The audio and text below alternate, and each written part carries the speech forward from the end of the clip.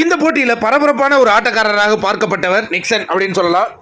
பரபரப்பான ஆட்டக்காரர் அப்படின்னா என்னென்னா, இவர் பயங்கரமாக ஒரு மக்களை கொள்ளை கொள்வார் அப்படின்னு நம்ம எதிர்பார்த்தோம். ஆனால் அவருக்கு ஐயே நான் மக்களை எல்லாம் கொள்ளை கொள்ள வேண்டாம், குறிப்பிட்ட இந்த வீட்டில் இருக்கிற குறிப்பிட்ட சிலரின் மனங்களை கொள்ளை கொண்டால் போதுன்னு அவர் இருந்துக்கிட்டார். அவர் ஒரு கோடுவேர் நம்ம கொடுத்தார்.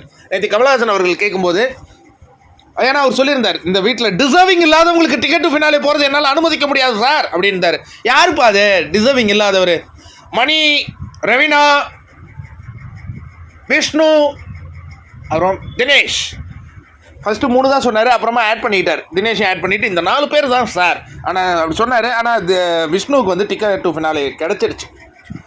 இப்போ இதில் என்ன அவர் கோட்வேர்ட் கொடுத்தாருன்னா, இந்த நிக்சனை நிறைய பேருக்கு பிடிக்காது. அதனால் இந்த கோட்வேர்டு அக்செப்டட்.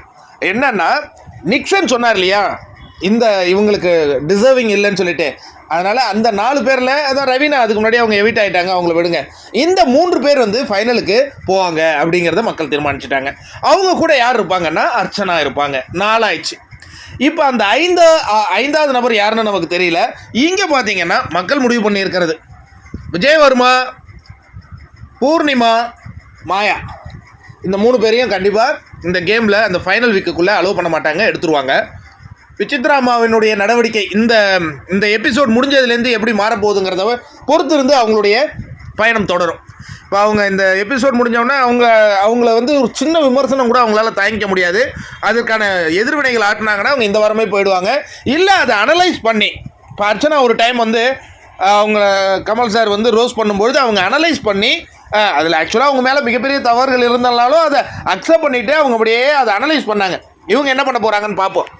இல்லை தனது 2 செல்ல மகள்களுடன் அவங்க நேரத்தை செலவிட்டாலும் அது அவங்களுடைய விருப்பம் தான். செல்ல மகன் தான் இன்றைக்கி போயிடுறாரு.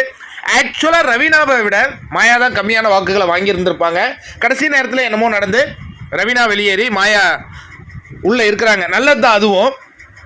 ஏன்னா மாயா உள்ளே இருந்தால் தான் சித்ரா அவர்களுடைய கேரக்டர் நம்மளால் இப்போ கிளியராக அனலைஸ் பண்ணவும் முடியும். இதில் நமக்கு பரபரப்பாக கிடைத்த செய்தி என்னன்னா, பூர்ணிமா இவங்க ஒரு ஸ்மார்ட் பிளேயரா இல்லையாங்கிறத நம்ம இப்போ தெரிஞ்சுக்கணும். அவங்க என்ன சொல்லியிருக்காங்கன்னா, 10 லட்சத்தை தாண்டினா பணப்பெட்டி எடுப்பேன் அப்படிங்கிற ஒரு தகவலை கொடுத்துருக்காங்க மாயா கிட்ட. நல்ல ஒரு டிசிஷன் தான். ஆனால் அதுக்கு முன்னாடியே விஜயவர்மான்னு ஒருத்தர் இருக்கார். அவருக்கு நல்லாவே தெரியும் நம்ம இங்கே மாயாவுக்கு மிகப்பெரிய சொம்பு அடிச்சுட்டு இருக்கிறதுனால நமக்கு வாக்குகள்லாம் விழ போகிறதில்ல, அட்லீஸ்ட் ஒரு அமௌண்ட்டை எடுத்துகிட்டு கிளம்பிடலாம் அப்படின்னு அவரும் நினைக்கலாம். என்ன நடக்க போகுதுங்கிறத நம்ம பொறுத்திருந்து பார்ப்போம் நண்பர்களே. பணப்பெட்டியை பூர்ணிமா சொல்லியிருக்காங்க, 10 லட்சத்தை தாண்டினால் நான் அதை எடுப்பேன்னு. அதுக்கு முன்னாடி யாராவது முந்துறாங்களா? பொறுத்திருந்து பார்ப்போம்.